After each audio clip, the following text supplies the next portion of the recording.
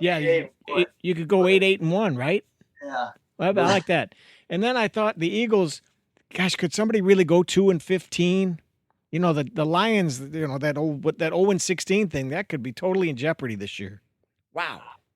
Like, again, for people that enjoy car wrecks, watch as many Eagles and Texans games. It feels like that's what I would get those say. on the red channel. Get that. Yeah. Dial that in. Speaking of a team that's not that far off, but has enough talent to not be at that level, it's actually the dreaded mediocre. It's sometimes if you're like a compelling car wreck, you're still fun to watch. Would that be the Giants? Yes, the Giants. The Giants, I have as their strength their receiving core.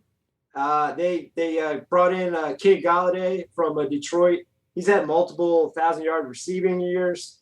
Darius Slayton, who has shown to be a good deep threat at times. And Sterling Shepard, who's never had a breakout year like it feels like he should. He's been put in position to be that guy a few years. He's still a solid hand. He helps move the chains. And then Ingram, their tight end, he's a mismatch. And I don't know if it's because of Daniel Jones, who I don't still believe in, like Lugg said. He's been good, but he feels like he should be so much better. And I do think a lot of it is scheme and I think quarterback. Maybe I'm giving Evan Ingram too much credit. But I think that's their strength. The weakness, though, is that offensive line. It allowed 50 sacks last year. Jones, I believe, has 19 fumbles. Some of it's on him. Some of it's just their line's been just garbage for the last 2 years, and it just affects everything on their offense. It sounds like also Saquon might be behind in terms of his rehab. So I just that's why I go 6-11 with the team. I can't really buy into this team. I think the defense showed to be really well last year. I think there's still going to be a strength to give a lot of people trouble, but that offense, in terms of quarterback and O-line, is going to hold it back from being anything. I think they've improved in probably in secondary the most for me. They got Adoree Jackson in the offseason. And also they've got Xavier McKinney, Logan Ryan, Jabril Peppers. So they've got some guys back there. But yeah, offensively, they're sort of bland at best for me. So it'll just depend. I don't think they'll win 6 games, honestly. It's just sad to say, but they just for a team that was known for its defenses and just hanging in, I don't think they've got what it takes at this point, and I can't believe in Jones at this point. So speaking of Jones, Lugs, I got a question. Who do you believe in more, Daniel Jones, Mac Jones, or how about Burt Jones? Well, I don't know where Burt is. Remember him? Yes, I do. Yes, sir. I don't know where he is. I have more faith in Mac Jones at this point, just because he's like got a decent arm. I've never seen Daniel Jones throw a ball that I thought, wow, that had some zip on it. I just haven't. Right. I also have to agree with Lugs. I hate to say it for a guy who's never thrown a pass in the NFL. I feel at least 85% more confident in Mac Jones as a guy who has yet to throw than Daniel Jones. I mean, it's not fair. That is sad. The guy's played 2 years, and just you're like, I think I've seen enough. I'm not saying Mac Jones is it. I know this guy is. So that's good. I like that. Good. But good who is the answer? Is Lugs' guy, Ryan Fitzpatrick. He's the answer? Yeah, well, at least for this year. But I think because one of the main weaknesses, I don't think Ryan Fitzpatrick is the strength of this team. It's the same strength that it was last year. Their defensive line just has absolute monsters. And it might be you could make a case as the best defensive line. You have Chase Young, who was a stud last year for him as a rookie, Jonathan Allen, Darren Payne, and Montez Sweat. They were 6th in sacks last year with 47, and they added a corner from Cincinnati who was underappreciated just because Cincinnati's records have been so mediocre, I think, the last few years. William Jackson is a very talented corner, and what he'll provide in coverage skills, in addition to what the pass rush will give him in terms of like not having to, defend receivers as long, I think it's just going to amplify what their sack totals were last year, where, like I said, they were 6th. The weakness, it feels like it's an ongoing thing with the East and why they were bad. That O-line, it allowed 50 sacks last year. It had 26. It was 26 in rushing. It was 25th in passing. That being said, I think their main weakness last year was a quarterback play, regardless of who it was. Ryan Fitzpatrick is never going to be like a top 10 quarterback probably, but I think he could be in the top 15. And considering how bad they were bad at quarterback, if they could play as a 15 or maybe just slightly below that, this team, I'm predicting, goes 11-6, wins the NFC East. All right. Wow. I like it. Well, of course, I love Fitzpatrick. Who doesn't like the beard? But they do have some players. Now, Antonio Gibson is a good running back, and I think he will be able to get them 5 yards when they need it. They also have Curtis Samuel, Adam Humphries, and the new kid, 3rd-round pick, De'Ami Brown.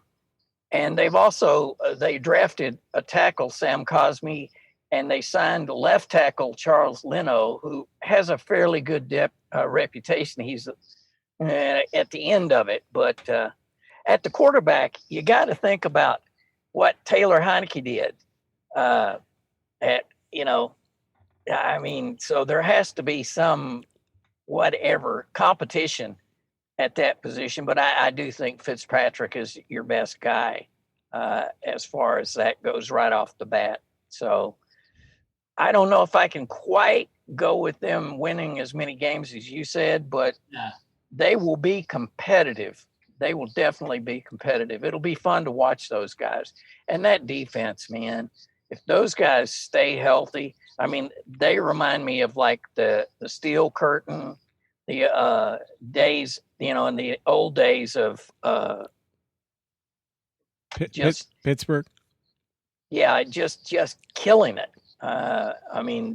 So they're solid and it should be solid for a long, long time at this point. So T-Dug, you got them Super Bowl or playoff bound or a wild card? What do you got here? Yeah, they're definitely playoff bound. I could see them making it to the divisional round. I don't see them making it. I don't see them making it to the NFC Championship game. Yeah, they're definitely not making the Super Bowl.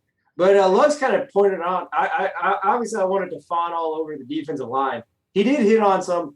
They are really underrated. I mean, again, I know none of them are big names. Terry McLaurin is a star wide receiver that has had such bad quarterback play in like the few years he's been in the league that like I think with Fitzpatrick, he has a chance to have like a 1,300 or 1,400 yard receiving season. And Curtis Samuel is just a spectacular talent where he can run the ball. Obviously, he's a good giving the ball in space and he creates yardage. And like he said, De'Ami Brown is a deep threat. And then you mix in one of the big highlights from last year was the unlocking of former quarterback Logan Thomas at tight end. And he looked like the light bulb went off and he looked phenomenal. So, I mean, they have all of a sudden have all these skill position players. And then Antonio Gibson, obviously I'm not going to say he would have competed with Jonathan Taylor for Rookie of the Year, but he really flashed like big play potential. And it was kind of like stopped because he had a turf toe injury that kind of negated it for the back end of the season. But they're loaded at talent around Fitzpatrick. Like I said, I think Fitzpatrick is good at quarterback, and obviously they already had a great defense. I think both sides feed on each other, and they're better than 7-9 like they were last year. All right, question for you boys though: who has the better name, Montez Sweat or Courvoisier Smoke? Where are we going on that? It just depends whether you want to belly up to the bar or get down and lift some weights. Sweat or Courvoisier. Those are good names, though. And I love Montez Sweat, but Cavassier Smoke has yet to be beaten. I think that's the one, isn't it? I think it has yet to be beaten. I'm glad that Lugs introduced us to it. I think that's the name that still has the title. It's still King of the Hill. And Lugs, you had some turf toe. You got in that big game against Owl Creek back in the day, didn't you? Oh yeah, yeah. You still fighting that off? Day to day. Yeah, it's one of those injuries. It's hard to come back from. Also, a random thought question for Lugs: would he be at least lukewarm on Kirk Cousins if he had a big bushy beard? Kirk Cousins couldn't grow a beard. He's one of those guys. You can tell he can't grow a beard. Get out. Okay, he's like a guy just turning 14. He's got that kind of a beard. Hi, Mr. Cousins. Okay, so just to recap, you've got the Washington Football Club taking the cake in the NFC Eastern Division or whatever conference. Whatever. Good. This is the opinions only of Jay Boy. Right. Whatever. Okay, anything else on that business? I think we're good. Okay, I want to hit the little baseball. I know we don't talk about it much, but the record for no-hitters thrown in a season is 7, a number that has been recorded 5 times in MLB history, including this year. So my question to you fellas is it the change to the baseball, the home run or strikeout mentality, there's no more small ball, batting averages are at an all-time low, no more hit and run, or are the pitchers just better? What do you think about all this talk about no-hitters? Well, now, since they came down on the banned substances, they were always banned, but they weren't enforcing. Anyway, since they've really shut that down, your no-hitters are non-existent pretty much. So I think they found the way to stop that. Magic in the bottle? Yeah. So, and it was amazing to me. They were counting rotations of the ball. It was crazy, but how baseball is so statistic oriented. So, well, and the Cubs had a no-hitter with 4 pitchers, which I kind of throw that in a big asterisk category, but that was just last weekend. So, yeah, I don't know what's going on. Yeah, it's because actually just recently the pitcher for the Mariners, Hector Santiago, was ejected. Right, he was the first ejection. Yeah, not with substance. Yeah, Hector. So do you think they'll start ratcheting up? Well, when the pitchers come off, apparently now they make them empty their pockets and everything when they come off the field, just to make sure they don't have something secreted away that they're juicing the ball with. They check their gloves, they check their, the hat. Because I remember those guys, was it Sam McDowell? I've forgotten who it was. Gaylord Perry. Gaylord Perry is your man on that. Yeah, Gaylord would have like Vaseline under the bill of his cap and reach up there and get a big old hunk of it when he needed that special pitch. He was the king. Well, and ungracefully, umpire ran his fingers through a pitcher's hair this week too. That was kind of strange. Yeah. So the dogs of Major League Baseball, the Houston Astros. Have you seen those guys? Man, they are back. They are batting. They're killing the ball. So I don't know what if they're banging on a helmet or a trash can again or whatever they're doing. They're hitting some pitches. So.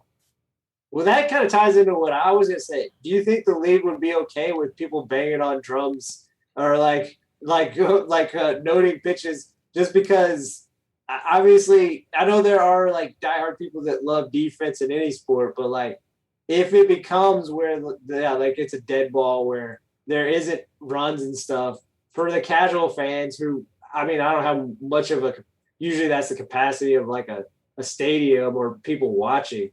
Like they want to see scores. So it's not good for the game. I know it's good to have occasional no pitchers, but if they become this frequent, it's detrimental to the game. Or do you all agree? Oh yeah, man. If you don't have offense, think about it. Even back in the Mark McGuire, Sammy Sosa time. I mean, people were tuning in that never